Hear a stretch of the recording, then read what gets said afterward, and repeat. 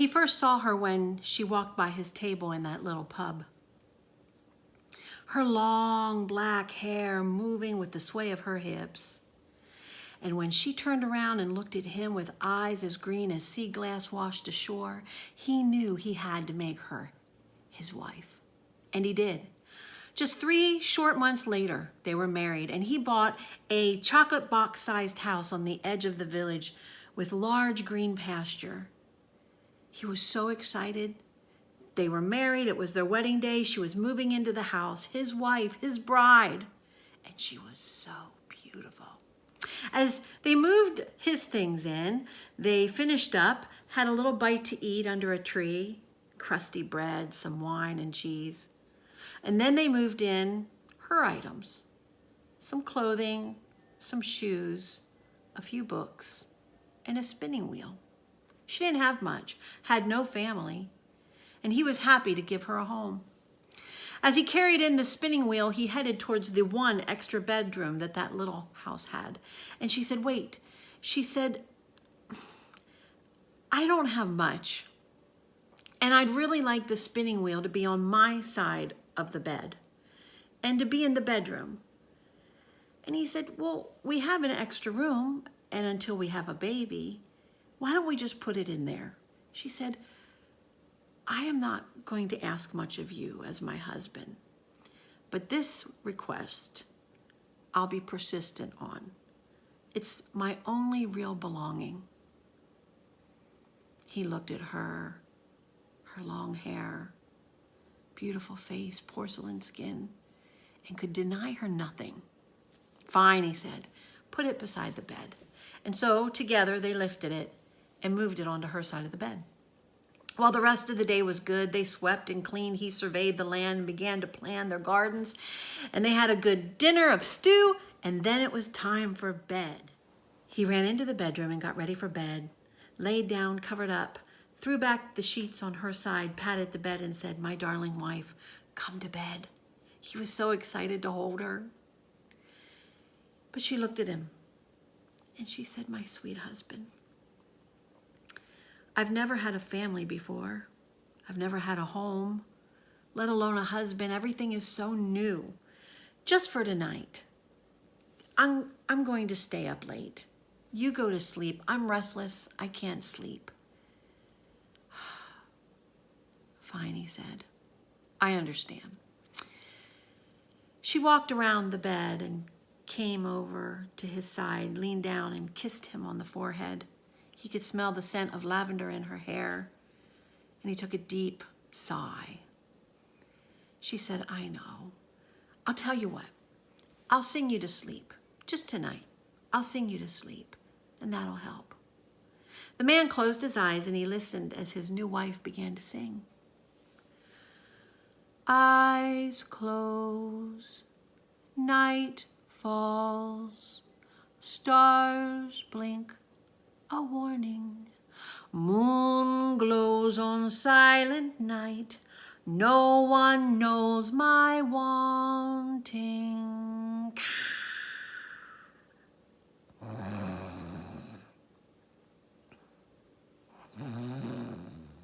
The man was fast asleep.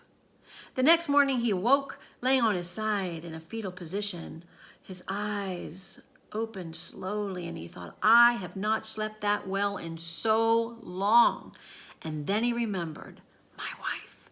He turned and reached over to touch her, and as he turned his body to gaze upon her, his hand felt heat, and his eyes saw fire looking back at him. Her eyes, green, were now ablazed in red, veins up her neck, pulsating across her forehead, pus in her eyes, her mouth drawn back sharply, her hands clawed up in balls of fists with veins pulsating up through the fingers, her hair sweaty, sticking to her face. He looked at her and he said, my wife, what is wrong? Nothing, she said, nothing. Go to work. He said, my wife, something has to be wrong. If you're sick, tell me. If there's something you're dealing with, tell me so I can fix it. Nothing. Nothing is wrong, she said. Go to work. The man slipped out of bed, put on his work clothes, backed out of the room. His wife, the whole time, laying there panting in a bed full of sweat. And he went to work. The whole day fretting, worrying, thinking, till it was time to go home. He walked home at a quick pace. And as the little house became clear in front of him, he saw that in the doorway was his wife. And the closer he got, the lighter his step. Oh, her long hair, freshly washed, hung down, smiling face, smooth skin, arms outstretched, and he fell into them, kissed her at that sweet spot that she loved to be kissed at, nestled his face into her hair, took a deep breath, and then leaned back and gazed upon her face. My wife, you're okay. Of course I'm okay. I told you everything was fine. It's just a bad dream. They went in and they had a lovely dinner. The conversation was lively, a lot of laughter, and he was excited to go back to bed. When the time came, he slid into the bed and pulled down her side of the sheets and said, my wife, come lay with me. She said, I know I said it would only be one night, but I'm still struggling. Everything's so new. Everything.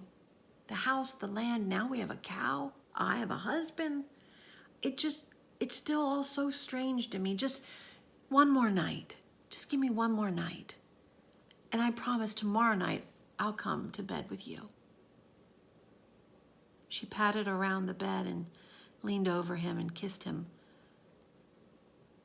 softly on the forehead. He smelled the lavender, and as she leaned back, he looked upon her face and thought, my wife is so beautiful. Fine. I can deny you nothing, he said. Fine. She said, I'll sing you to sleep again. The man said, okay. And so he closed his eyes and she sang again. Eyes close, night falls, stars blink a warning, moon glows on silent night, no one knows my wanting. And the man fell fast asleep. The next morning, he woke, the sun streaming through the window onto his face, and he thought, my wife. He reached over, and before he could turn, he felt it. The bed damp with sweat, and as he jerked his eyes towards his wife, there she was. Pus coming out of her eyes, fiery blaze within. Her hair sticking to her face and her neck, her hands balled up with veins pulsating. And he said, my wife, just tell me what is wrong and I will fix it, he said. Nothing is wrong, she said. You have to be sick. Just tell me and I'll get what you need, he said. Nothing, go to work. Nothing is wrong. So the man slid out of bed, put on his clothing, and went to work. The next day, same thing. The next day, same thing. Welcomed home by his lovely wife, a lovely meal, great conversation. Bedtime, she'd sing, he'd wake up, and there she was. Finally, the man couldn't take it any longer, and he knew in the back of his mind that this was more than a sickness. He went to the foreman at the mill and he said, sir, he said, you know, I'm a good worker. He said, but my wife, she's sick and I need to go see somebody on her behalf. Oh, the foreman said, your wife, she's a good one. She's a good-looking woman. Go. You can go. I won't even dock your pay. You're a newlywed. Go, get the help that you need for your wife. And so the man left the mill. But instead of going to the doctor's, he went down the road towards the edge of the village, out off onto the dirt road.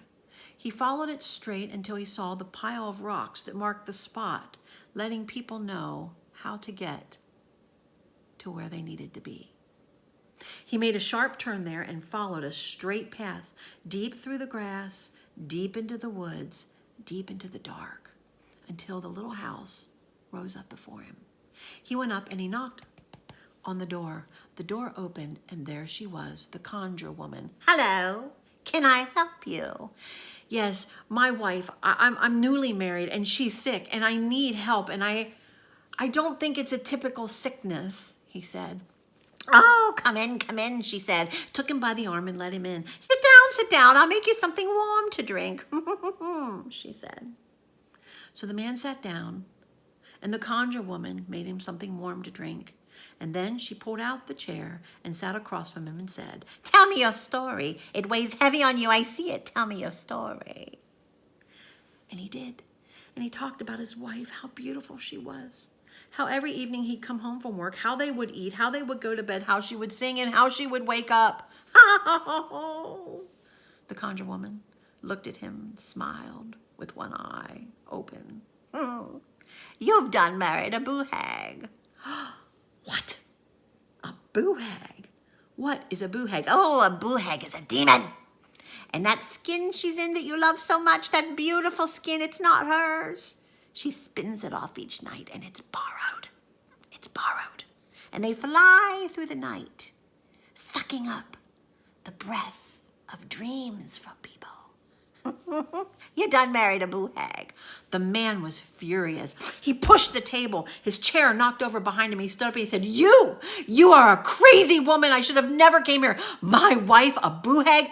My wife is beautiful and she is kind." And as he turned to run out of that little conjure woman's house, she grabbed him with a strength that he couldn't even believe and pulled him back in and said, "Listen, tonight, you don't believe me?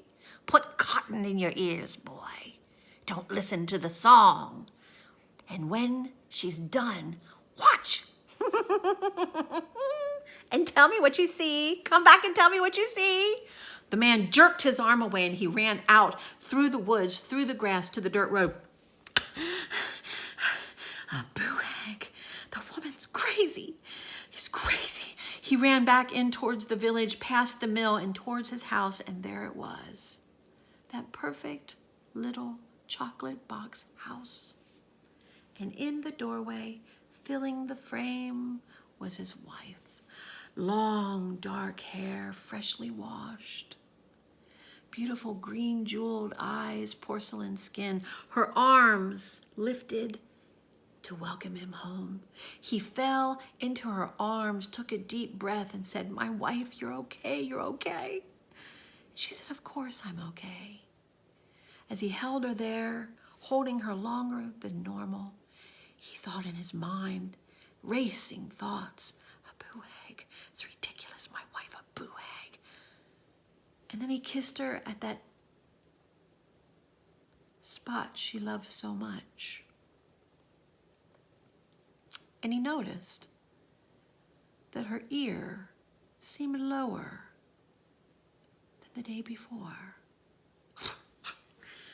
Crazy, he thought. "My wife, what's for dinner?" She said, "Oh," she said, "carrots, potatoes, and stew, and a crusty bread that I made fresh this morning." They sat down, they ate. The conversation was lively. He was enjoying his stew, eating and savoring each bite, looking at his beautiful wife. And then he noticed, as she lifted her spoon to her mouth, that the wrinkles that should be above the knuckles had slid back. The man put his head down and tried not to look shocked. Could it be, he thought? Could my wife be a boo-hag? They ate and he helped her clean up. And when it was time for bed, he got ready, slipped his nightshirt over his body, and off of the bottom pulled 2 small strips of that cotton fabric and tucked it deep in his ears. When he went to bed, he saw his wife come in and he said, "My sweet wife," he said, "tonight," he said, "I'm going to surprise you." He said, "I need you to sing to me." He said, "I don't feel well." "Oh," she said, "of course I will." She came over and kissed him on the forehead. and he watched as she backed away from the bed and sang, "Eyes glow." He couldn't hear her. Nightfall. But he could see. And he acted as if he drifted off.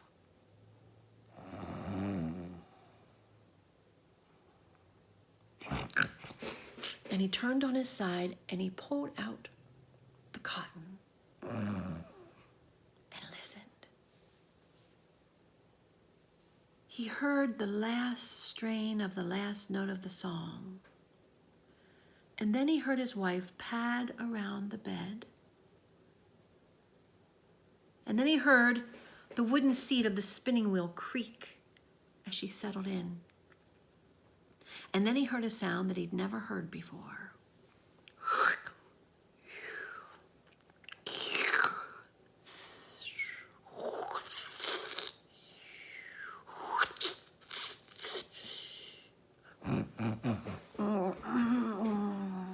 And he turned on his side and the sound stopped. And then it began again.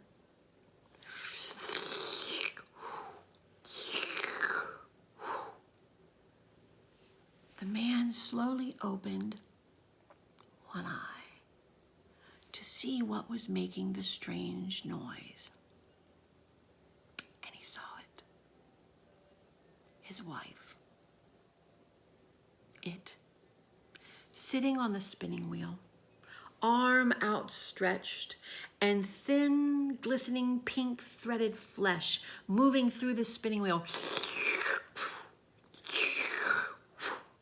Slowly unraveling up her body, down her face, down her torso, until nothing was left but pulsating muscle. The boo hag stood up from the spinning wheel and moved towards the window. He could see her black hair sticking to the raw muscle of her back. She lifted the sash, crouched up in the window sill, and looked out into the night. Whew! And flew away. Aye!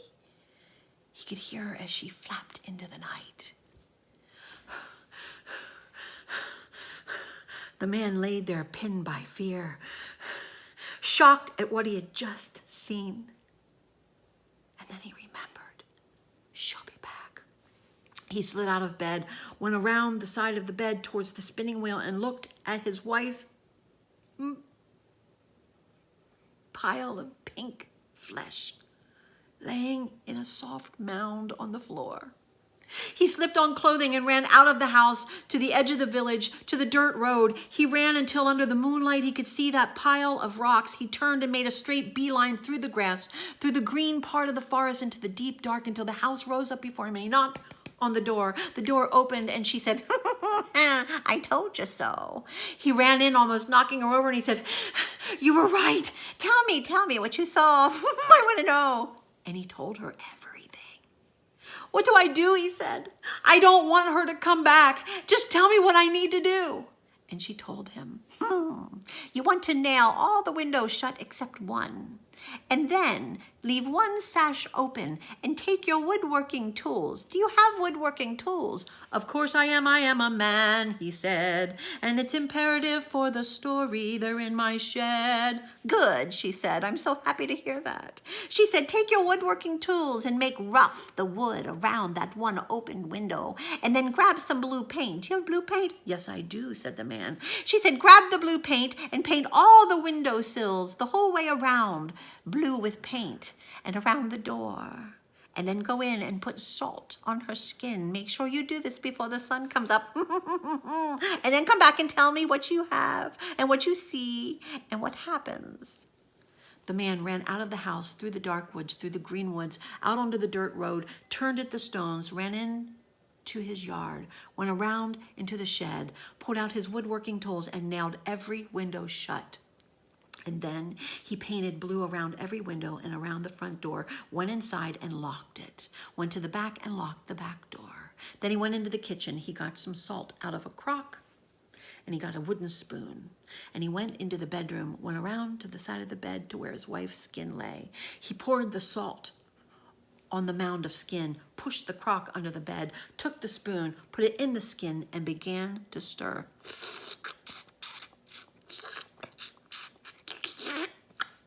And pulled the spoon out. And then he went into the bed, covered up, and he waited.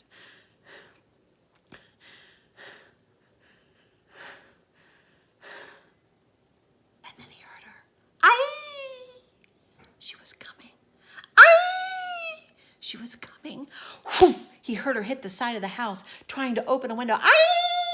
She screamed, whoop, like raw meat on a butcher's block. She was slapping against the side of the house, banging on the windows until finally he heard her where she had found the window that was partially open. And as she pulled her raw, muscled body through that opening, the jagged wood ripped and tore at the pulsating muscle. He heard her land with a thud on the floor, come running down the hall, and then she leapt, whoosh, over the bed. He could feel the heat from her body as she crossed over, and she landed with a thud, boof, on the side of the bed, on the floor. She stood there looking at him, hate filling her eyes as she began to try and pull the skin up over her body, the raw cuts wide open, the salt sinking in. Aye! She screamed, looking at him with pure murder in her eyes. And as she tried to pull her skin up, the salt entered the wounds. She could barely take it. Aye! She cried, and she couldn't pull it up. The pain was too much. And then, whew, the sun tinged the sky with a rose pink, and it filtered through the window and landed on the boo hag, whose skin was not completely on, and poof, she was gone. And thin gray paper pieces of skin landed like snow confetti to the ground.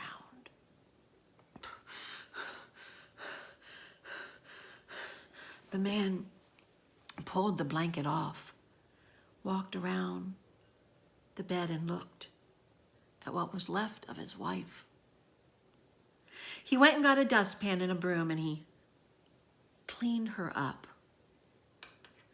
And then he jimmied open the window and blew her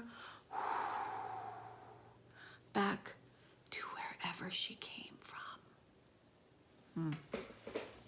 Well, he told people that she'd left to go be with some family members that were sick. Talk around town was, we heard she didn't have family. She was too pretty for him, but we should have known. And he didn't mind the idle chatter that he knew happened behind his back. He didn't care at all. When she did not show up, people knew that she had really left, but they didn't say anything out of being polite. And he sold that little chocolate box house, and he bought a farm on the other side of that village. And he got some animals, and he was content living alone. He told people, he said, no. He said, no wife for me. I'll never get married again. They couldn't blame him. But never say never. The town grew, and a baker moved to town, and with him, a lovely assistant. She was a fine woman, stocky, built like a tree trunk, plain of face but smart, a quick, sarcastic humor, and boy, could she bake. And it wasn't long till she caught the eye of the farmer. And they courted, and people would say, is there anything strange about him? You know, his first wife left him. No, nothing at all, she'd say. He's a fine man, a hard-working man. She said, nothing strange, except once in a while he pinches my cheek a little bit too hard. I don't mind, she said. And soon they were married. And she moved in to the little farmhouse. And things were good. They had a child.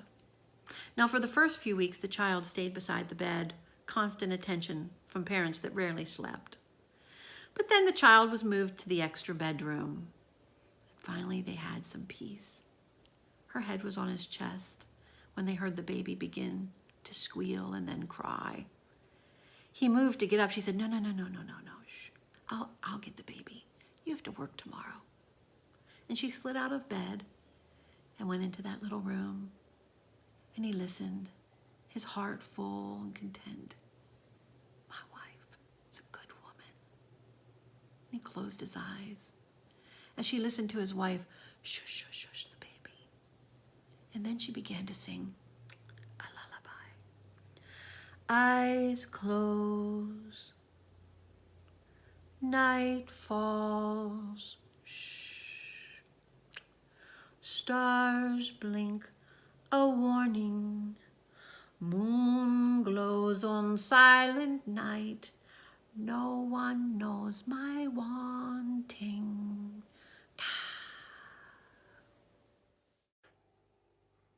Did you enjoy that story? Of course you did.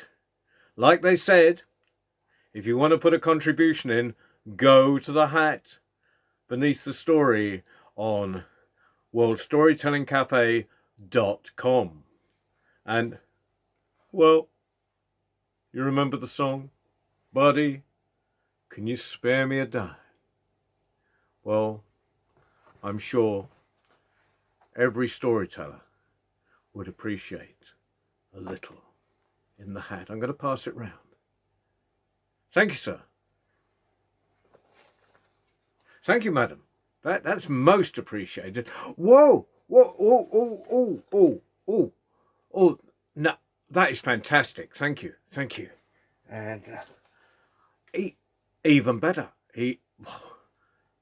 ladies and gentlemen, that you have done just a little rattle there, just a little rattle, and oh, my hat is nearly full, and that storyteller you've just listened to will eat for a few days because we're all stuck without being able to go out and perform. We love you all, and we love the fact that you've listened to the stories. And if you can afford it, buddy, can you spare me a dime?